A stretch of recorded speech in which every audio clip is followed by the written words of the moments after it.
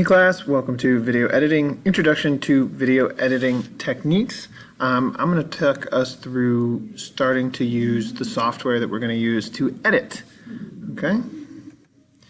So we have this thing called editing platforms, and an editing platform refers to how you are going to edit your video, your film, your show, whatever it is.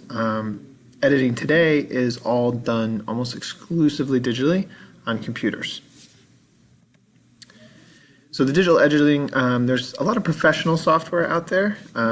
This is an example here of Adobe Premiere, which is a popular professional editing software. You can kind of see how you have two screens here.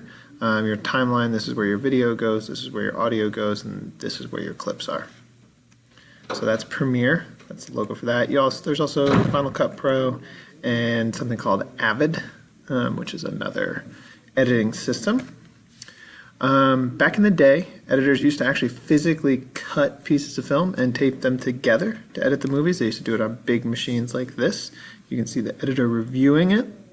You can see the strips of film and we call the film cores here, and pieces of film taped up that they know they want to cut in. They would use a machine like this, which actually cuts the film. So when we talk about cutting, that's what they actually mean. We're going to be using something called WeVideo. It's a software. The reason we're going to use that is that it's affordable.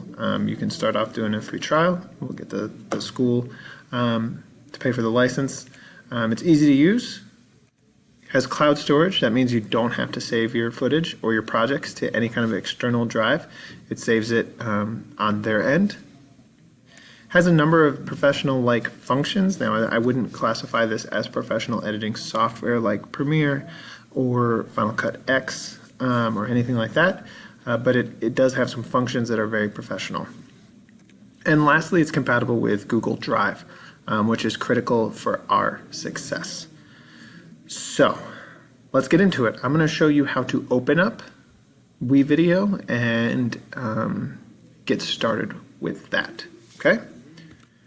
We are going to go to a tab. You're going to go to wevideo.com, and you're basically going to sign up with your email. Use your first name, your last name, do a school email, your school email here, and your password. You're going to sign up. You're going to do a trial version. So let me know if you have any issues with that. I can get you signed up. Make sure you log in with Google and then select the account that you're going to use, just like I'm doing here, and I'm in.